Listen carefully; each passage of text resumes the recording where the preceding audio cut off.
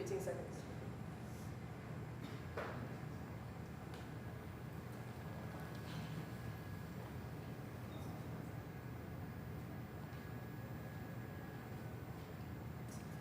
Hello and welcome to Five Towns College Studio 400 series. I'm Holly Hare and we're pleased to have Shonna Narine with us as a guest. She is a Five Towns College graduate. She graduated about a year and a half ago and she's working in Maine as a reporter and anchor, and she's here to tell us all about it. And joining us in the studio are some Five Towns people and also members of the broadcast news writing and reporting class, which Shonna actually sat in right before she graduated. So she's here to offer advice and tips and tell us what it's like out in the real world. And why don't you start by telling us a little bit more about where you work in Maine and what you do? Sure. So I'm in Bangor, Maine right now. Really far up there, lots of snow. So I'm at ABC7 and Fox 22. I'm an MNJ during the week, and on the weekends, I'm a weekend report anchor and producer too. So I guess I'll start with the MMJ part. It's a lot, it is. I write, I edit, I shoot all of my own stuff. So basically, I get to work. I'm kind of like a 9 to 5. I get there, we have a morning meeting, they tell me what my story is. So we do a package and 2 VOSOTs, sometimes more, a day. It's a lot, definitely being an MMJ, not having a photographer, not having people write for you. So time management is super important, that's like key. So I go out, I normally do, a package first or vice versa. And then I sometimes come back to the station, I'll import what I can, I'll write what I can, and then I'll go back out, to what time my next story is. And then I like to be back by the station by like 2 o'clock, and that's when I just do everything. If I have time to log, write down what everybody says word for word, I'll do that. Most of the time you don't, because you just, MMJ life. But yeah, I'll do that, and I like to get everything done. Well, we have to get everything done by 5 o'clock, so we have a 6 o'clock show. And then I have to put everything on the website and all on social media. So it's definitely a lot. I mean, there's people there, if you're really cut for time, other reporters will help you write or something, but it's just, like I said, time management is key, and editing, you kind of got to be really quick at it. So that just comes with time. I remember my first day there, I was like, oh my God, I'm never going to get this. And then 3 weeks into it, I was like, bing, bam, boom, done. So I will say, let's see, a package probably takes me 20, 25 minutes to write. To edit it, about 15, 20 minutes. Now, when I first started, good Lord, it took me 3 hours. I had no idea. VOSOTs, 10 minutes tops if you're to write and edit. You just, like I say, you get used to it over time, and it gets easier. And I'm in a small market, so I'm so glad I started there, because if I would start somewhere here, I probably would have got chewed up and spit out right away. So they're just there to help you. My news director, my assistant news director, they're used to reporters coming and going and learning and making mistakes, and you definitely learn from your mistakes, you grow from them, you learn from them. And so that's kind of the MMJ kind of reporter aspect of it. On the weekends, like I said, I anchor, and I also produce the show. That's really difficult, because I never did anything like that. I was used to anchoring like I did here. I was like, okay, I got this. But you're putting a whole show together. It's an hour show on the weekends. It's 10 o'clock news, 10 to 11. So I kind of do the whole rundown. I start with local news, nationals, those feature stories, and just finding all that. And I have my reporter who I have to send out, and just timing out the show, I have to keep in mind. The anchoring part, that's easy, because once you're done reproducing, whew, okay, all I gotta do is read now. And it's fun though. I have to say, I absolutely love it. People always say, what do you like better, reporting or anchoring? I love anchoring, I feel like that's what I knew because of here, but reporting I love too. Going out, meeting people, creating your own story, I think it's really fun, so I love it. It's kind of interesting. We have a lab now that we didn't have when you were here. So when Shonna was here, we had a TV club that we threw together so that Shonna could have some on-air experience, and some of the students who were here previously could have some on-air experience. And now we have a lab that people have to take, which is pretty much TV club. Oh, okay. But people go out and do some stories, and this semester we introduced some producing aspect of it too. Oh, nice. So that it's interesting that you said you had to produce, because I didn't actually know that. Yeah. So yeah, anyone who's in my lab, yeah, this is why we're doing this. Yeah. Is there something you want to show?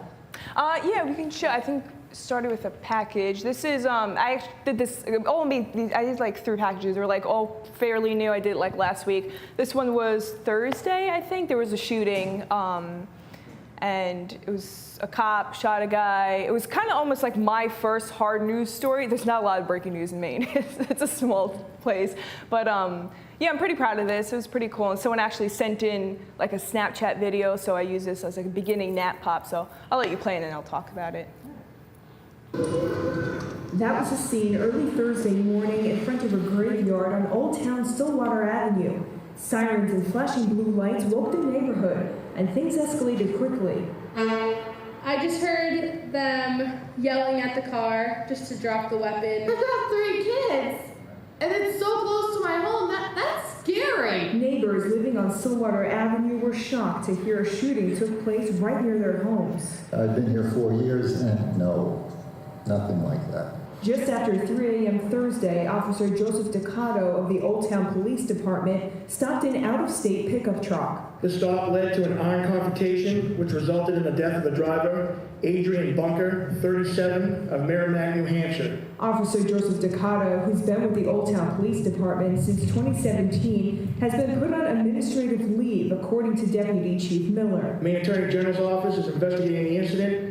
It does so in all uses of force, shootings by law enforcement officers. Residents say they see car accidents on Stillwater Avenue here and there, but never anything like this. It makes me really scared for the safety of my children to think that somebody actually pulled a gun. You know, what if my son, you know, I've been walking him to school today, and he could have been shot. That's scary. Samantha was concerned after her child's bus never came. Here it is 7:30, there's still no bus. The school had posted on their Facebook page that something happened. Reporting in Old Town, Shonna Narine, ABC 7 and Fox 22. Yes, so You weren't kidding about the snow. It is snowing already. yeah, it snows like every 5 minutes there, I swear. It's not fun. So yeah, that was an ongoing thing. It happened at like 3:30 a.m. One of the morning reporters were there, and then I came in, I kind of switched with him. And I mean, starting out, I really didn't know anything. They didn't say anything.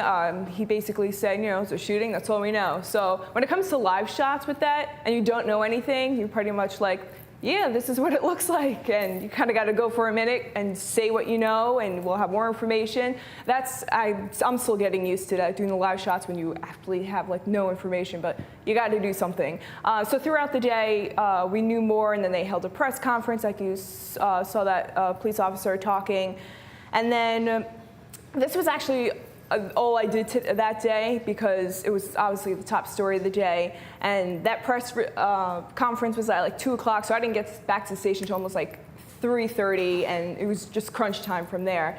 But I wrote my story, and then someone, like I said, actually sent in that Snapchat video of the cop saying drop your weapon, so I thought that was really cool to start out with. And then just kind of going into the story, like I said, I'm new to kind of hard news, but you just kind of, it's all facts, you know, what you know, and make it as much as into a story and not just boring, you know, for the viewer. So that's why I added that video in it. Excellent. Does anyone have any questions at this point? Oh, sorry. Go ahead, hold on. So I'm curious about your life. What was it like moving from here all the way to Maine? Like, what was that Good like question. for you? So I never lived away from home. Obviously, I was here at 5 times. I wasn't like a student living here. So it was definitely a huge adjustment. I never in a million years thought I would move away from home, like ever. And then I was actually applying for jobs like 2 months before I graduated, and I'm like, man, I think I do have to like go away. So I had different options. There was Texas that wanted me, Indiana, West Virginia. I was like, oh my God, like that's so far. And then I heard from Maine, and when I talked to my director, he was so nice, and he kind of just like motivated me to go. So I was like, okay, you know, I'll go. So I went like the beginning of August with my parents to find an apartment. And I was like, okay, it's nice here, like it's cool. It's totally different from New York, my goodness, even the people. And then I moved back, you know, the end of August, and then I started. It was a big adjustment, it was. I was like lonely in the beginning. I'm like, I have absolutely no friends or family, and I was nervous to start work. I'm like, am I gonna have friends at the station? And we're literally like family now. We almost like have to be because we have nobody else. But I like it. It's like I said, the people are different. There's no traffic, which is amazing, unlike here. So that's a plus. And yeah, I like it. Everything's really close by. Like I thought I was gonna be moving there. I'm like, oh my God, I'm gonna be living next to cows and horses. Like, but there's stores really close. Everything's 5 minutes away. There's colleges there, so there's like there's a downtown that's really fun, and it's fun. I like it. I mean, now that people ask, would you ever live, outside of New York? I'm like, yeah, I would. Obviously, I like it here. My family's here. I love Long Island, but I like it. I feel like everybody should definitely go away and experience that. And like I said, it's a small market, so it's great to start in a small market, for sure. Does anyone else have a question at the moment? Go ahead, Ross. Hi, I'm Ross Perlow Hansen, a Mass Comm major. I started actually in high school. I went and did an internship at LAU Post for like radio and stuff. So in terms of just the technical aspect of what you've learned, and obviously we learn a lot here, but making any mistakes, what was the biggest thing to learn and kind of grow from as you take this job? That's a good question. So when I was here at 5 Towns, we almost started the editing process like my last semester, and like cameras and stuff, that's when everything kind of here started to really pick up. So I didn't really have that much experience. When I was interning at News 12, I didn't really work the camera, which I kind of regret. I wish I learned more about that. Here, we used Adobe here, right? Yes, yeah, so I knew that. And Final Cut, Adobe, I use Edius now. They're all kind of the same. I mean, buttons in different places. But I kind of went into like my first day blind. I felt like I was like, oh my God, I know absolutely nothing. I was with a photog for my first 2 weeks. I literally had to learn like how to turn on the camera, how to white balance. I was like, oh my God, did they make a mistake hiring me? So I made a lot of mistakes my first like 2-3 weeks, which they expected. We're all new. I never, like I said, I never used Edius, had absolutely no idea how to do that. And then when I went off on my own with the camera, I made so many mistakes with that. Sometimes I forgot to hit record when I did an interview. My first couple of times, I was like, oh my gosh. But technical-wise, it takes like a good 2 months, I say, to get really like good at it. But I honestly feel like you learn from your mistakes that you make. But it's definitely just a learning process, the whole editing and technical and things like that. But it's good that you guys are here and have all this now, hands-on experience. Do as much as you can, honestly. It will only help you. Any other questions at the moment, or do you want to play another clip? Yeah, we can play another package.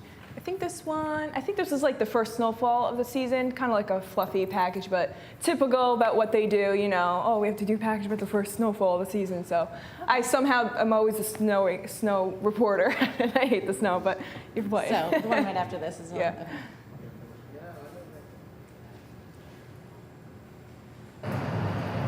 We're all guilty of leaving some sort of package in the front seat of our car. This one's holiday safety. Yeah. Without covering while we're shopping. Ellsworth Police Chief Glenn Mosier says you're making thieves' lives a whole lot easier. Oftentimes, it's an opportunity for thieves to come along and get into those vehicles and take those items. Your safest bet is to leave your items in your trunk away from thieves. Another important tip, which a lot of women are guilty of, is shopping and leaving your purse in the cart while stepping away to look at an item. For over the years, we've had many individuals have purses and items stolen in that sense. He says always be aware of your surroundings, and carrying cash is always a safe bet, but don't flash your cash. Will prevent any sort of fraud or opportunity for thieves to get a hold of your account. When having packages delivered to your home, make sure to log the serial number. If you do have the misfortune of getting something stolen, we have a snowball's chance of actually being able to recover the item. One shopper says keeping places like your shed closed is important too. Years, but people break into my sheds, and one time I lost a snowmobile. And you may think you're in the clear once you have all your gifts on Christmas morning, but those boxes you throw away outside is like putting a bullseye on your home for thieves. You can cut the cardboard up and bundle it so it's not as obvious as what the items are. Reporting in Ellsworth, Shonna, Narine, ABC7 and Fox 22.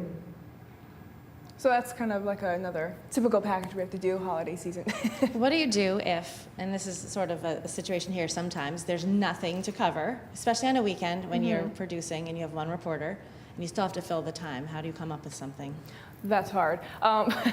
So, yeah, I have one reporter on the weekend, and I usually send him out to get packaged in 2 VOSATs. Sometimes I'm like, if you can do more, that's great. But we have a sister station that will send us what they do, which does help. On the weekends, it's tough. I do sometimes have to bring over stories from the day before just to fill the show. But we also pull a lot of national packages. If there's ever something nationally going on, I try and tell the reporter, can you somehow localize it, you know? And I think that's always a great idea to do. But, Explain a little bit about what that means, localizing a national story. Yeah, so let's see. I mean, there's always shootings and stuff going on, unfortunately. I remember I did one after, I think it was like the February one or something. It was kind of big. I went to local school. I asked, you know, what would you do in this situation? I went to police officers. So it's just taking something that everybody knows about and how can it relate to your community, pretty much.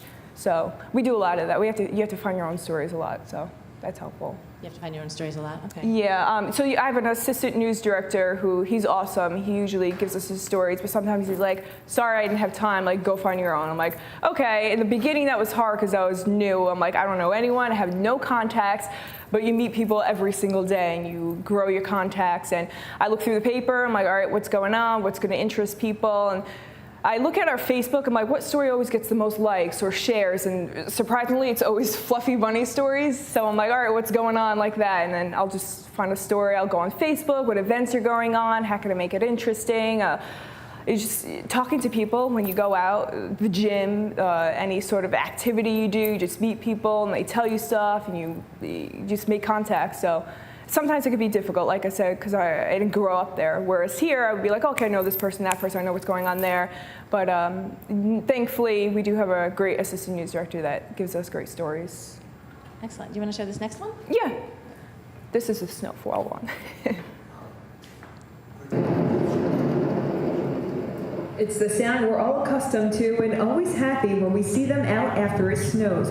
Bangor Public Works had a pre-storm briefing Thursday night ahead of the snowfall. 4:30 this morning, when it started snowing, we made the phone call and everybody started to come in and get their trucks ready to go. Public Works Director Eric Willett says this past week they had all their supervisors drive around to inspect the roads and look for any hazards. Pick up construction debris and make sure all the cones and stuff are out of the road, smooth over any joints that were left over from paving projects that we haven't finished yet. There's over 40 plowers working right now, and Willett says they will stay working until it's all done. Businesses like Fairmount Hardware in Bangor have been seeing lots of customers come in and buy shovels and car scrapers. Everybody, I don't think, was really prepared if it was coming or not, but and we had all the product on hand. Dave, did you prepare for this? Yeah, no, not really. It is snow. It is white, it is snow, and the clouds. I am just buying some shovels here. Hartstone says while most people bought salt and shovels, not many people bought roof rakes just yet. The big item is later is the roof rakes during midwinter. Stratum Tires said they've been busy with people coming in and getting their snow tires changed over. This time of year, it's really a good idea to put your snow tires on. So you can be safe when you're driving, especially in these conditions. He says the demand this year has been big for snow tires and appointments are filling up quick. Right now, we're booking almost a week ahead. So, people that wait for the last minute, unfortunately, they're not going to be able to get them on as quick as they probably would like. For some younger Bangor residents, snow is just for playing, not shoveling. Sliding down the big hills. Reporting in Bangor, Shonna Narine, ABC 7 and Fox 22. So this was a story I had to find, that day. And like I said, I'm always somehow the snow reporter. I don't know, I hate it, but whatever. So he's like, yeah, I don't know what you're doing today, go find a story. I'm like, all right, first snow, like what am I gonna do? I contacted the tire guy, people need rakes, I'm gonna go to the store. Then it worked out, I got some MOS, which is man on the street, just saw people shoveling. He was the grandpa with his daughter. I'm like, oh, let me talk to him. And it turned into a package, it was quick turnover. And that guy in the store, he said, oh, I'm buying shovels. He just walked in and just happened to say that, so I was kind of shoot my camera there. Normally I would have a mic and set it up, but it just worked out, and it always feels good when that stuff happens on the day that you have no story. Does anyone else have any questions?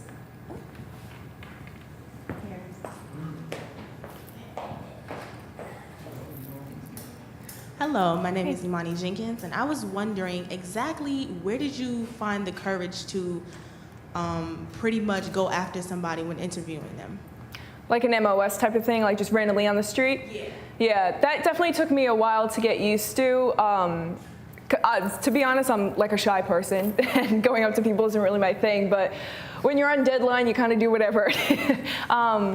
I mean, you just get used to it. Some people hate the camera, and they see you pretend they're on the phone. I'm like, all right, cool. I guess I'm not going up to you. But sometimes I'll just stand in the middle of downtown Bangor and just look around for people, like kind of spot out who I think would be great to talk to. I seen an older gentleman with his granddaughter. I'm like, okay. Usually kids are great to talk to. They have some cute little sound bites, and I went into that store, and that guy happened to be there. Sometimes people will be like, oh, yeah, I'll talk, and I'll put up the camera. They're like, oh, no, I'm walking away. And then they'll have great sound bites outside of the camera, and then when you put it on, they just freeze up, which is totally normal. I wouldn't want someone coming in with a camera in my face, but I mean, you gotta do what you gotta do. I'm just like, all right, like I have to get this done, so I have to go and talk to someone. And it works. Sometimes it doesn't work out, but sometimes when it does, it's great. People love people. And in your packages, if you can have as much people as you can, that's great. I mean, officials, they're officials, so they'll say this and they'll say that. But if that first package I saw where that lady was like, oh my God, like my kids, I have kids, yada, yada, that was great. And she had some really good sound bites that I'm glad I got, I walked and got MOS, so that was cool. Now, were there other reporters at the one with the shooting, and you got the lady who's like, my son goes to that bus stop? Yeah, it was actually Were there other reporters there, or was it mostly just you? There was another reporter. I was lucky I got that lady by myself. She just so happened to be like coming out of her house. The other reporter, she was doing a live shot during it. But sometimes, we actually work really well with our competitors. We're actually like all best friends. But if we see like the other guy in that package, the MOS, we both knocked on his door and we're like, hey, can we like team up and interview you? So that was cool. But I mean, obviously, getting one on your own is better. And then I think there was another woman in there, or the young girl. I just saw her, kind of looking, and I was like, hey, were you there? And she was harsh. She's like, no, I'm absolutely not talking. I hate the camera. And I was kind of like making her comfortable. I was setting up the camera. I was like, oh, please, can you do this? And then I was like, you just have to like warm up to them, make a conversation with them, not scare them. And she actually ended up being a great interview. And she's like, oh, okay, that actually wasn't bad at all. And you just have to make them feel comfortable, not stick a mic in their face and just like scare them off. So that takes a little bit to get used to. Any other questions? He does. So in all this news and all these different things, how do you really determine for you, and is it not just based on social media, but making a story really newsworthy? Because the packages you showed, they did seem really interesting and like engageable, but how do you get that? So making it like newsy, or yeah, that sometimes could be difficult. There's, like I said, Bangor, Maine. There's so much like breaking news, but when there is, I mean, you just have to find some sort of twist to it. That could be tough, but like that story, I spoke to other people, or the holiday safety, I made like what's dangerous about it. You just have to find little angles to not make it fluffy, and maybe talk to an official and see what types of statistics are out there, and that could be difficult sometimes, but you just kind of gotta make it work. Did the holiday safety one, because sometimes here, the Nassau or Suffolk police will send out a reminder, like remind holiday shoppers to hide their packages in their vehicles and not just like put your stuff in the vehicle and go back in. Did you have like a release to work off, or was it just sort of an idea? No, it was kind of just an idea. Like I said, those are typical packages like that season, like for snowfall. So I just so happened I contacted the sheriff. I'm like, hey, can you talk to me about this? And then I got MOS like you've seen, and I try to make it a little newsier, just asking him, okay, after the holidays, like the garbage outside, people didn't really think of that. They're like, oh, that's a good idea. I usually leave my plasma TV box right outside. So I thought that was kind of cool. And do you, at this point, I'm sure, like you said, you've built up contacts because you've been there for a little while. Are you just able to call up the police or the sheriff and say, hey, I'm doing this thing on holiday safety, can you talk today? And are they pretty much, oh yeah, Shonna, come on down? Yeah, they're pretty much like that. I actually have, I think it's a drug story I did. It was a sweeps piece, which we do every couple of months. And I wanted to do the drug epidemic because obviously, unfortunately, it's big everywhere. But I wanted to do kind of like a positive aspect of it, like what are people doing? They're a road to recovery. There actually is help out there. So I contacted a bunch of sheriffs and cops and things like that, and it actually turned out to be a great sweeps piece. And everybody liked it because they're like, oh, you didn't really show like, oh, drugs are everywhere, yada yada. I showed like the road to recovery. People are getting help. Where are these places, you know? So that was really cool, and I was proud of that one. Explain what sweeps are for. Yeah, so sweeps are, it's like November, February, and like March or something. It's like ratings month where each reporter has to do a special series. It's usually 2 parts, and you always have to come up, you know, with a newsy about what's going on, what you think people would be interested in, and kind of just roll with it. A reporter I work with, she did a great one where she followed EMS for a day, ambulance, and that was a great package. Mine this past 2 months ago, I think, we had a huge storm last year, the October windstorm. It was affected all of Maine. Power was out for like a month.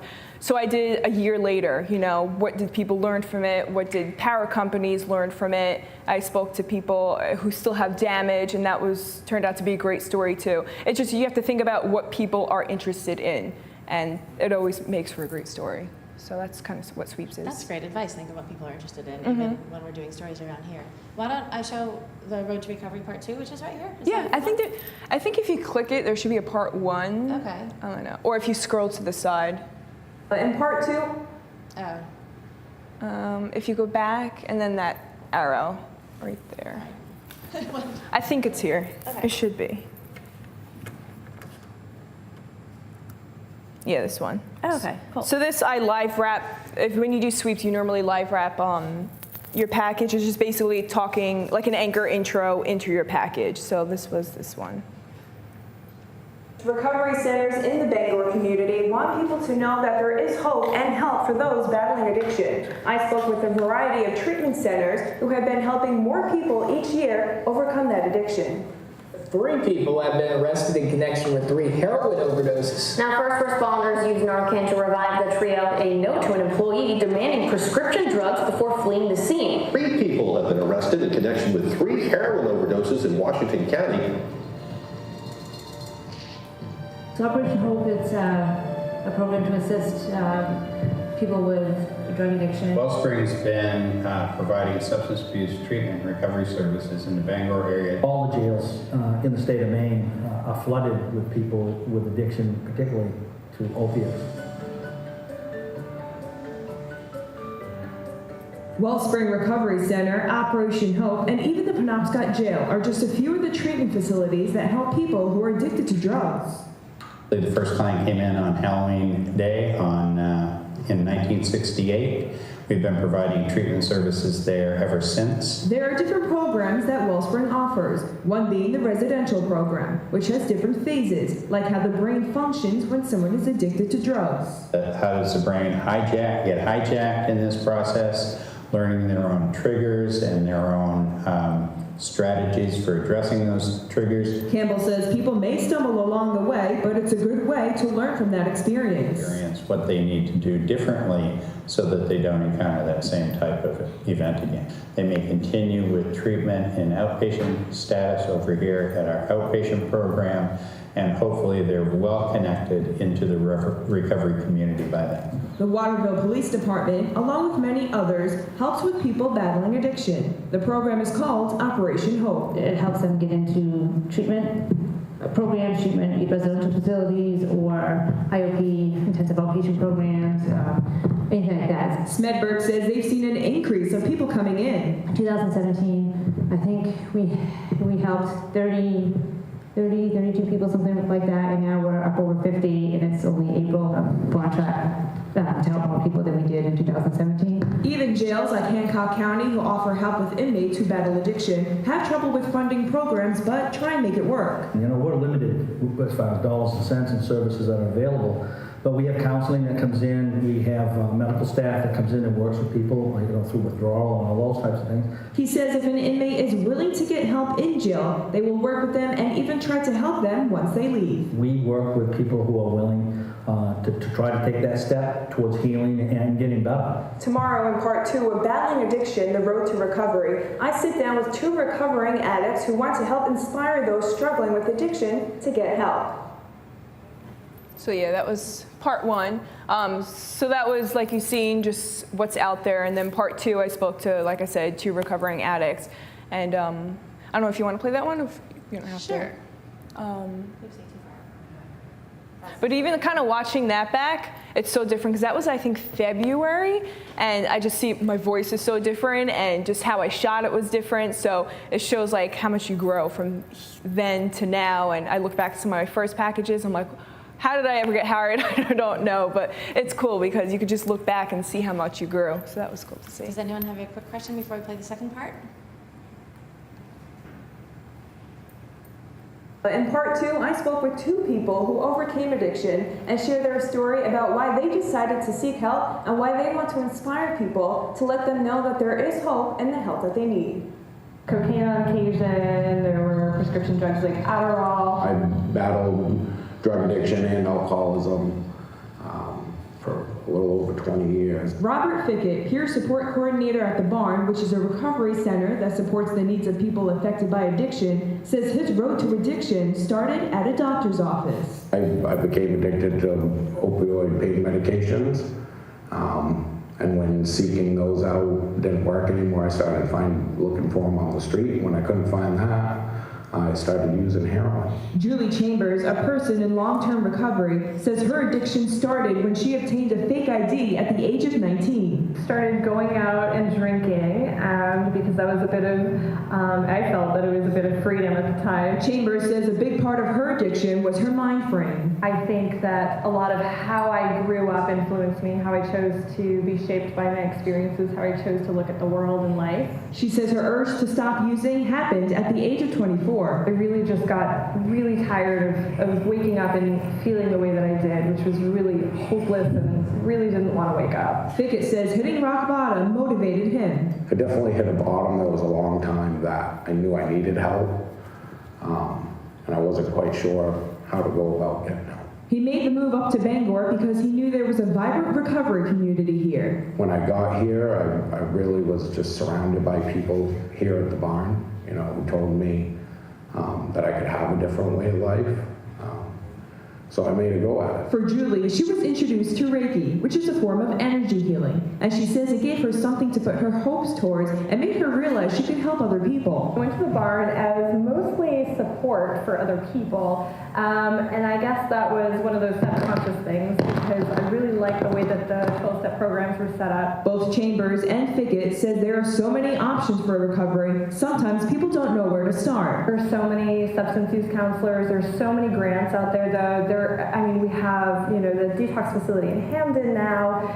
There are so many options. The hard part, I think, is getting yourself into the culture where you can learn about these things or finding a person who does know about these things because the options are out there. Fickett and Chambers don't want people to give up hope. The most important words I ever heard, me too.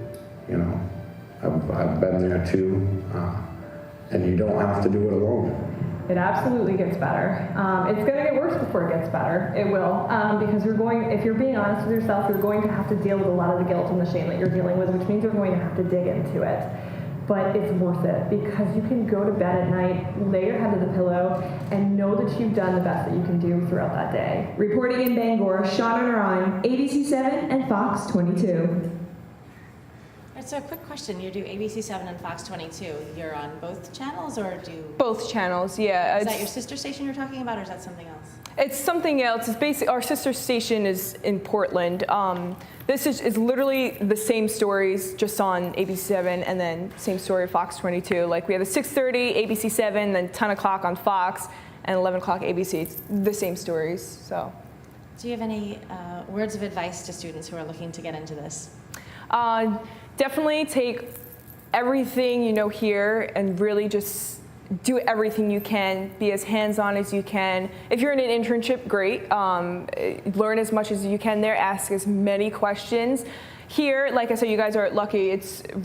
I feel like when I first started, it was just getting started, the studio. Now you have the cameras and editing. Learn as much as you can, really know it backwards and forwards. Practice on your writing, make it as conversational as possible. And I think just, learning, and Holly's a great teacher, so she can definitely help you. Thank you. So that's it for this broadcast of the Studio 400 series. I want to thank Shonna for coming. Thank you so much. Yeah. And thanks, guys. thank you to my classes and other guests for being here, and also thank you to the Mass Comm students who are running this whole production. So signing off right now. Thanks also for anyone who joined us online.